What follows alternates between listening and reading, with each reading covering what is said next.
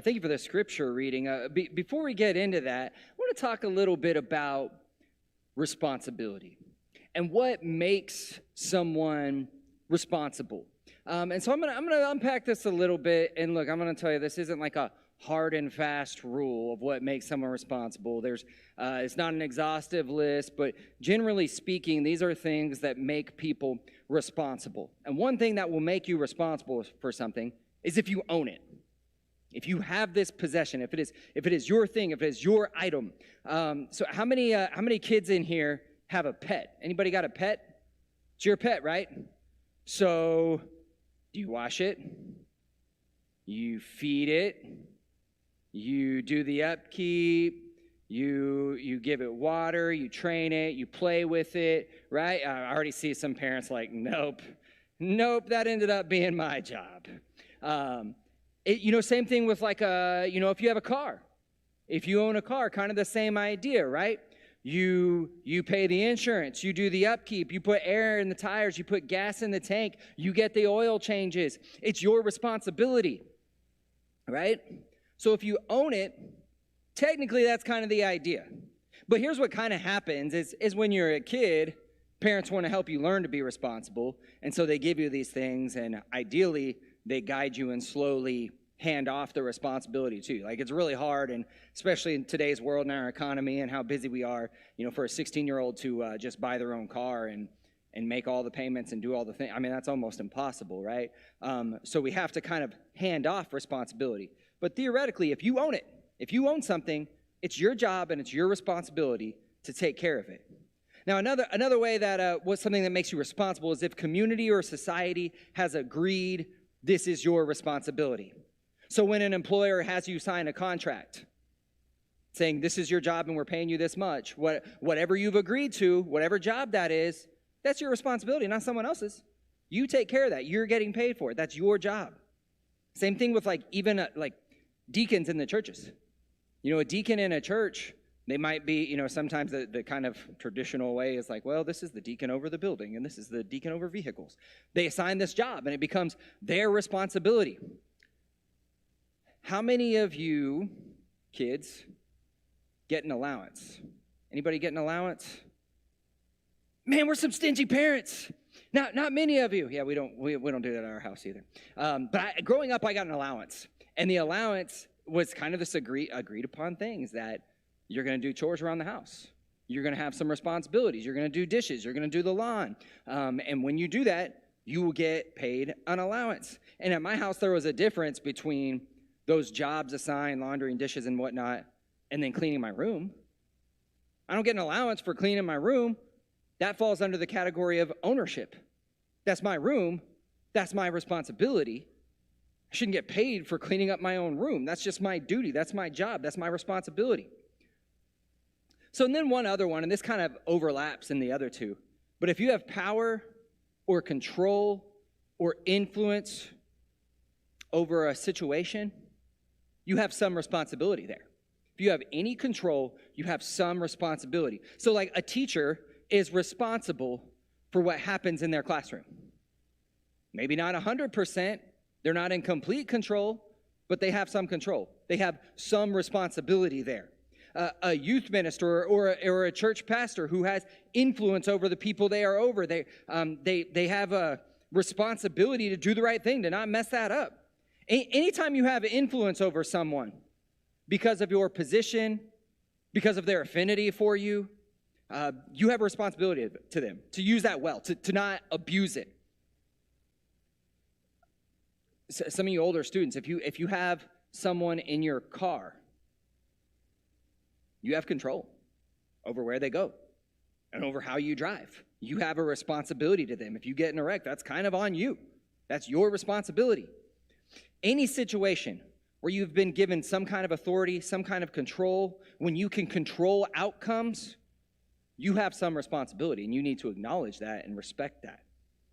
And that is when you have control, that's when you get blame. If you have control, get ready to take some blame. Blame is when a bad thing happens and they say, you're responsible. And if you want the benefits of responsibility, but don't want the work that comes with it, to me, that's called being entitled. That's being entitled. That's saying, I want all this, but I don't really want to do the work that comes in. It's basically saying I inherently deserve special treatment. I know it's harsh to say that, but if you own it, if you drive it, you should take care of it. If I'm making my brother do all my chores and I'm expecting to get paid, dude, that's entitled. That's entitled. There's no way around that. If you are part of a problem, but you blame someone else, if you're part of the problem and you're saying, no, it's this person, you're being kind of entitled. When we want the benefits that come without being responsible, it's entitled. And it's been a problem for humankind from the beginning. And we see that in our text this morning. And I know it's easy to point at someone else and say they're entitled. That person's entitled. But because we've all been given things, most of us have had parents who've given us things and helped us be responsible with those things. Sometimes we slip into entitlement. As our parents kind of help pass off responsibility, we kind of start thinking, this person's going to take care of me. This person should do it all. It's kind of their job, and I just reap the benefits. So I struggle with entitlement sometimes. And so one of my prayers for this month and for this series is that we, as individuals, don't look and say, oh, this person or that person's entitled, but we see the entitlements we have in ourselves and that we move into being leaders who own our God-given responsibilities. But even from the first sin, you can see Adam was already trying to evade responsibility. Adam and Eve have just eaten the forbidden fruit in our text this morning. And God comes up to Adam and he's like, hey, Adam, you had one job. Did you do the one thing I said not to do? Did you mess up this one thing? And Adam's like, well, you see, there's this woman here.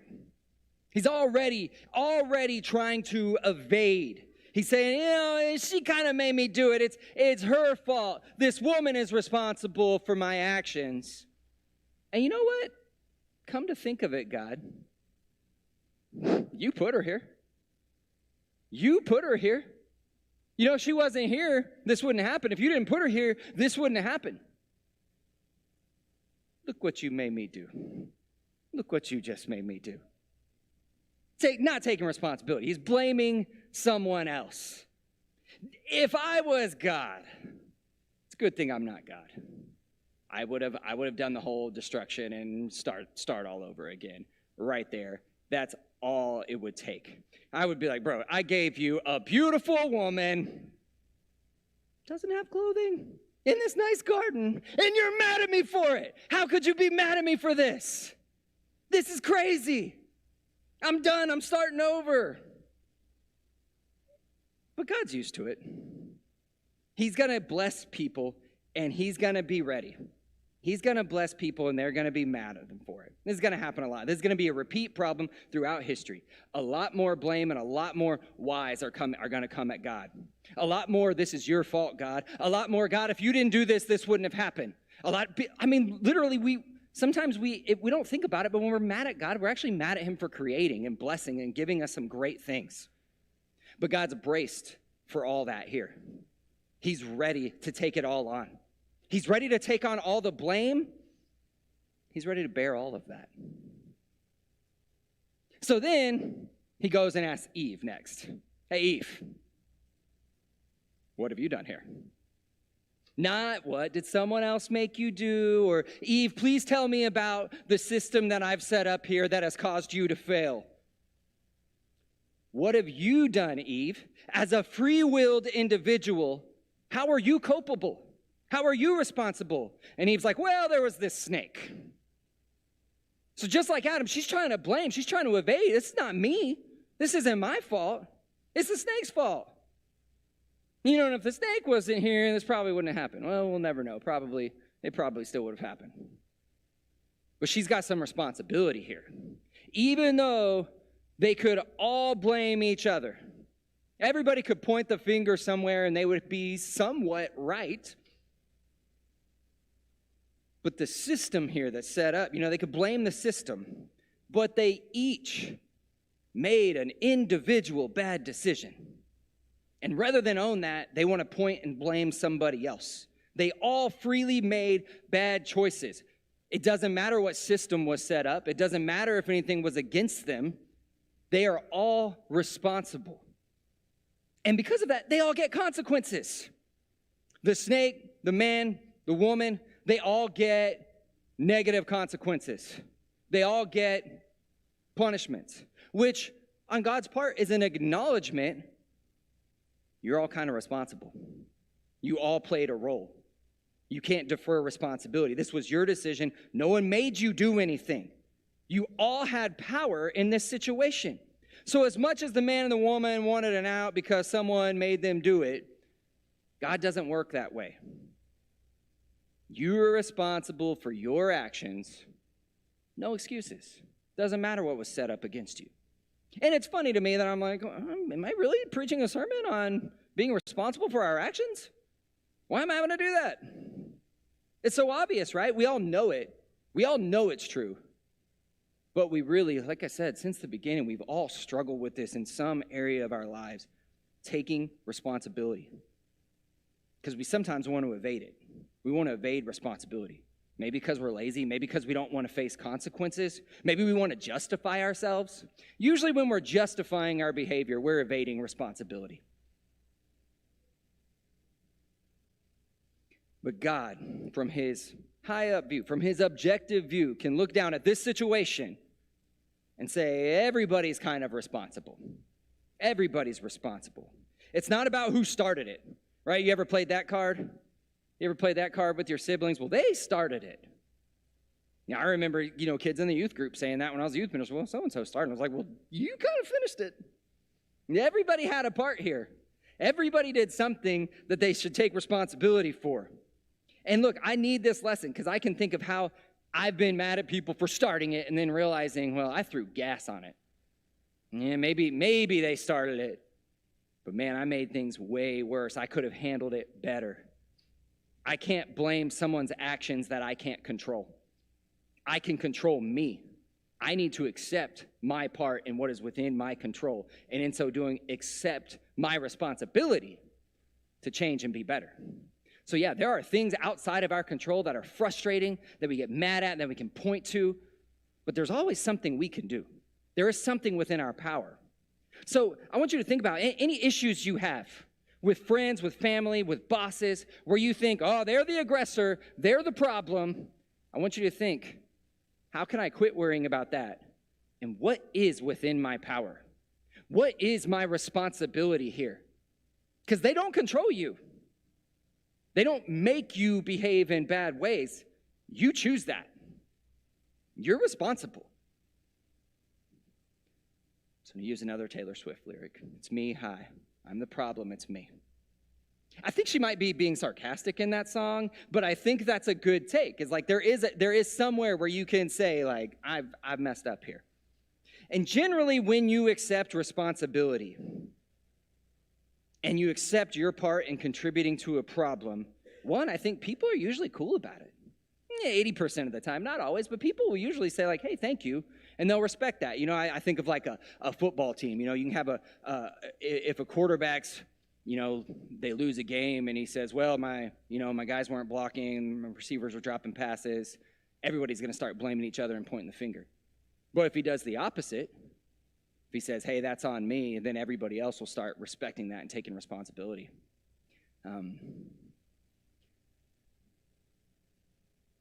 I'm not an OU fan.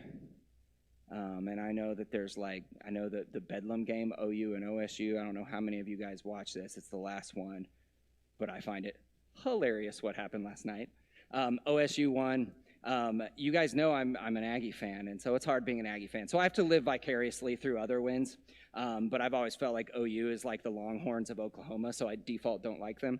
But in the game last night, I used to live in Oklahoma, and y'all know how I don't like Facebook. But when I can go to Facebook and see all these crying OU fans, it is awesome. But one of the things they were saying is they were saying, like, this bad call, we lost because of this bad call. And to me, it's like, well, you also had 3 turnovers. Maybe you should kind of think about that. What was within your power? And I get it. It is frustrating when it feels like a call determined the game. But people don't respect that. People don't respect when you're complaining about that. People respect when you say, oh, well, we actually had some bad plays here, here, and here. And then actually, if you focus on that, focus on what's within your control, you can get better. If people owned those mistakes rather than someone else's mistakes, then they can start moving forward and becoming a better team and starting the healing process. I thought of the same thing with just like, my dad's got a bunch of like toys out at the ranch. Some of you guys have been there for the marriage retreat. If you drive a four-wheeler and bust it up, he says, hey, look, if that ever happens, just let me know. Don't try to do the thing where you like fix it and make the next person get on there think they did it. Let me know. Let me know. And then once you say, hey, this is what happened, then we can fix the problem. So part of just taking responsibility, that's a step towards righting wrongs, towards getting better, and towards healing. And so we need to be people who take responsibility. A great philosopher once said, with great power comes great responsibility. Okay, it was Uncle Ben from Spider-Man. But it's true, right? The more power and influence you have, the more you have control, and the more you are responsible for, and the higher standard you are held to as you have a wider influence. But on the other side of that, something we don't acknowledge as much is with great responsibility comes great power. You have more power than you think. The OU football team had more power than they thought. It's empowering to look at a situation in your life and not blame others. It's empowering to think, oh, yeah, I can make excuses, but there are some things I could have done better. To accept responsibility says, I have some control.